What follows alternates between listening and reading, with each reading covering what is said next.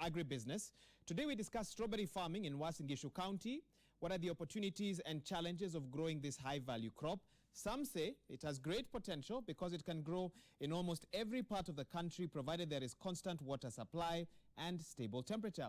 Well, one farmer in Uasin Gishu has decided to break away from your traditional wheat or maize farming to try strawberry farming. He's been doing so for quite some time now, and let's take a look at this particular report as brought to us by John Wanyama.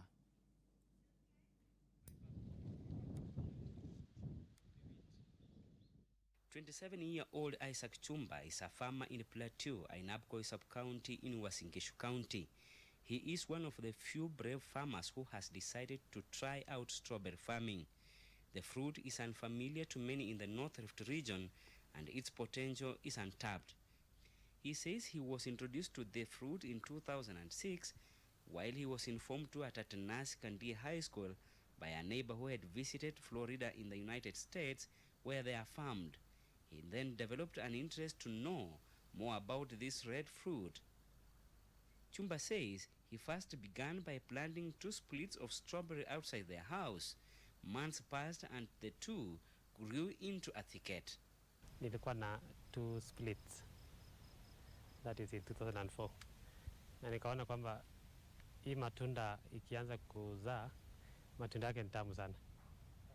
So nikaiamua kuiventure and now nikaanza kuimprove in terms of kuzipanda zikuwe mingi. A year later, he had harvested up to 1,000 packs of 250 grams, which he supplied to the local supermarkets in Eldoret town, selling his product at 80 shillings per packet. The demand for strawberries had increased by 2010, prompting him to move from an eighth to an acre.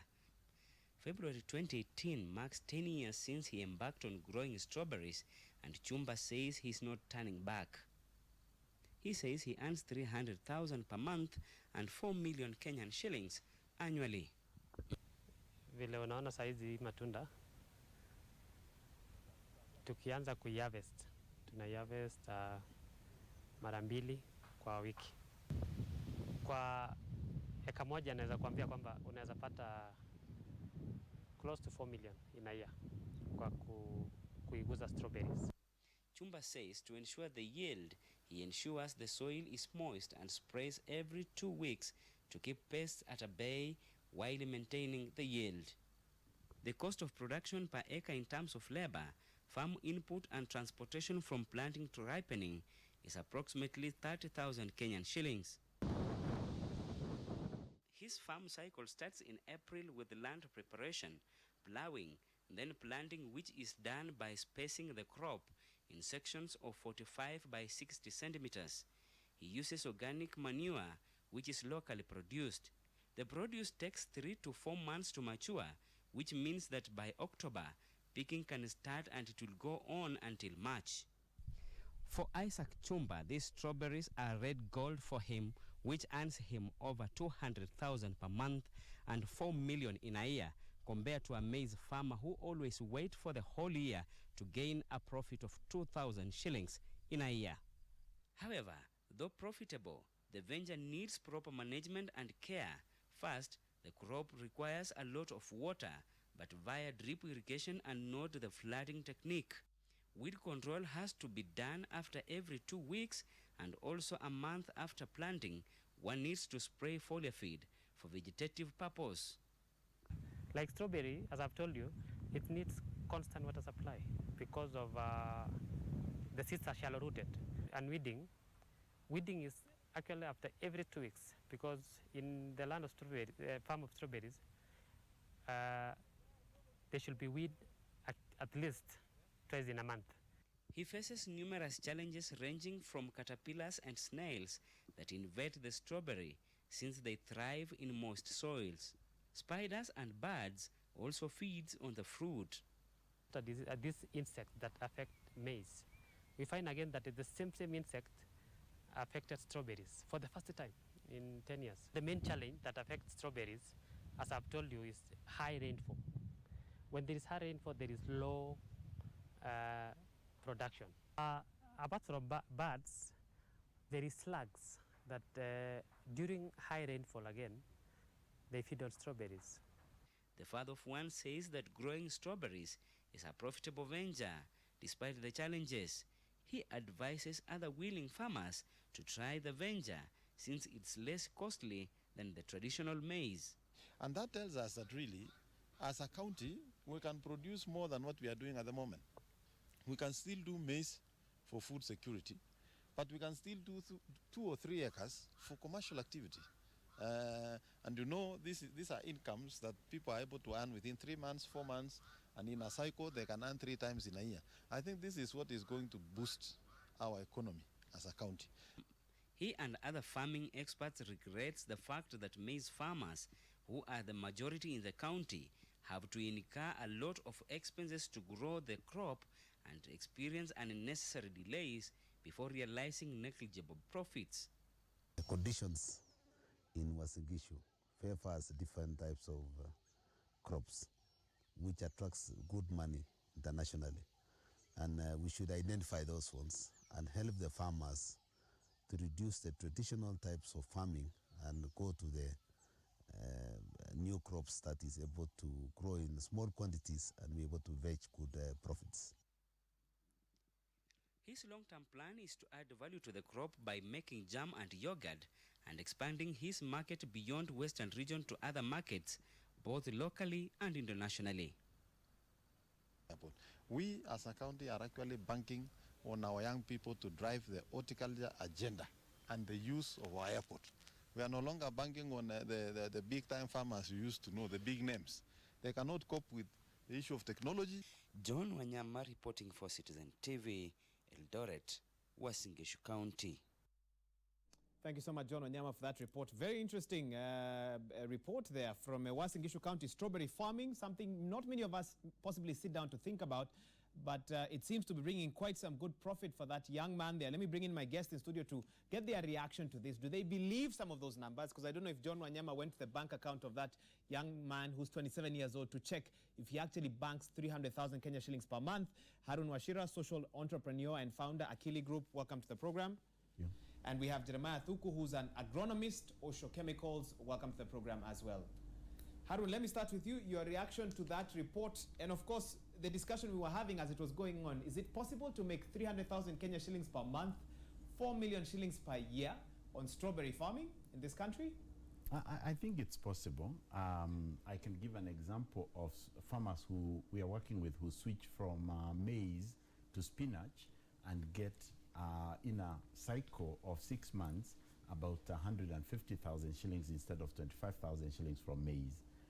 Obviously, strawberry is a much higher value crop, and in the short term, before the scale begins to bring down prices, I'm pretty sure that he may be getting those costs. What we did not hear are the costs associated with that production, because then that would determine what is the net amount, how much is he spending on water, and I think you have to look at both sides of the coin. But it certainly must be a much better income stream than from planting maize, and I agree with that Mzee who said that people need to switch from traditional crops and go to high-value crops that take a much shorter time.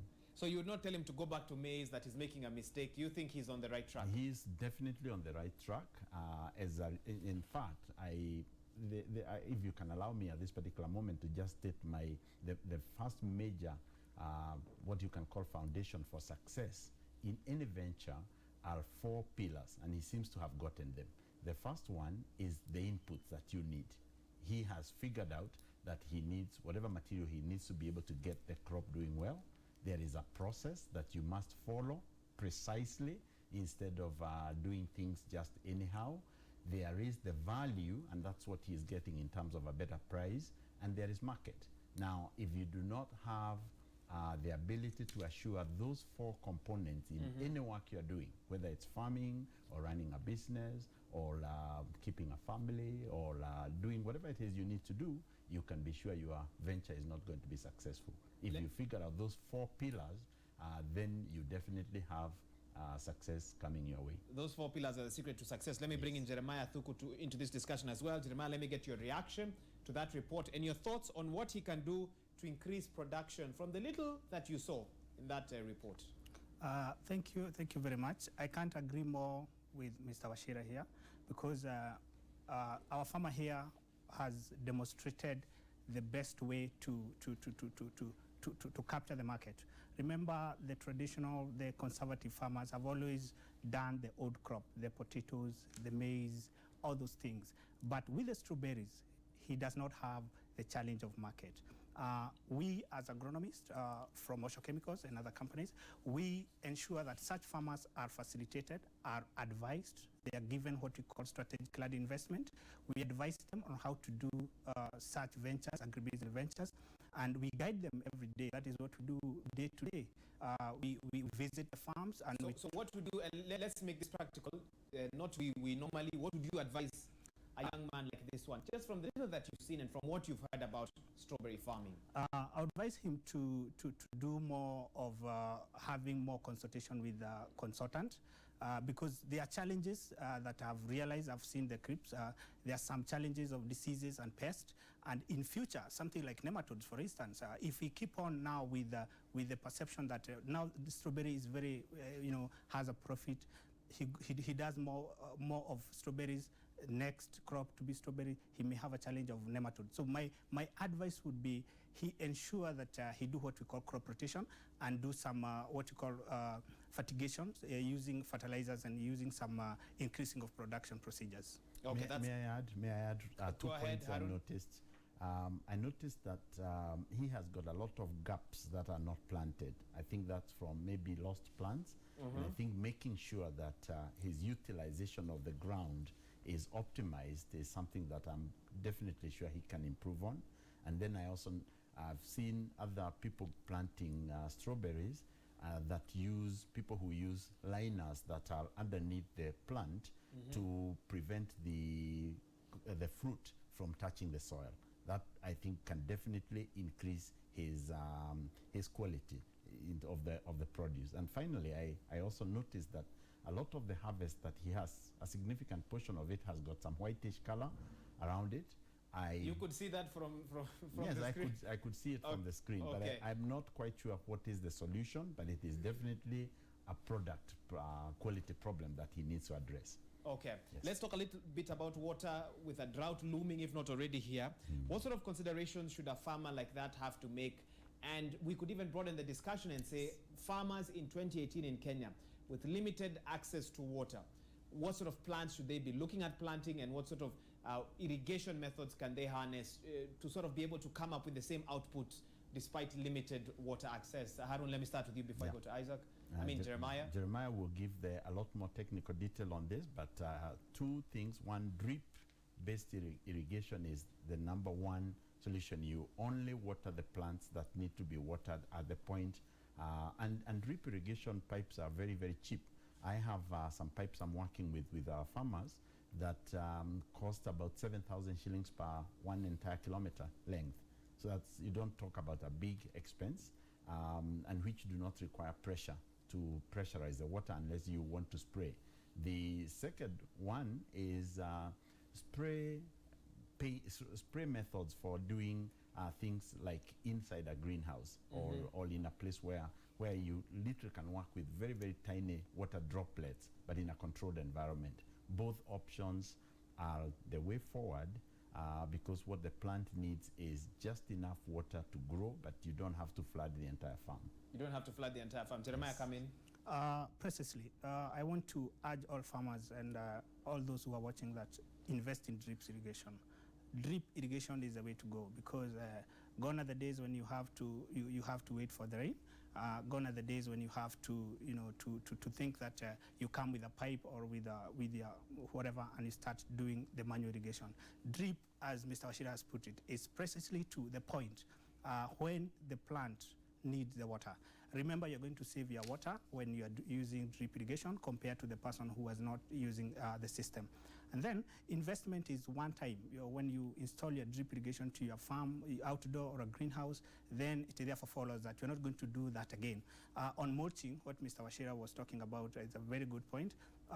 The farmer needs to also to do some mulching. Remember, the fruits, the strawberries don't want to, you don't want the rotten strawberries. Yeah, so he also needs to do mulching. and also he has to do some, I've not seen any pollination strategy, because strawberries are best pollinated by insects. So most of the farms of strawberries, we have a beehive that is going to do the insect pollination. Fair enough. Allow me to interrupt you. We are talking about Uasin Gishu. Let's take you back to Eldoret, and not on matters agribusiness, but to the High Court there, which has annulled the election of Kangogo Bowen, the Marakwet East Member of Parliament. It is back to the polls for the people of Marakwet East. Let's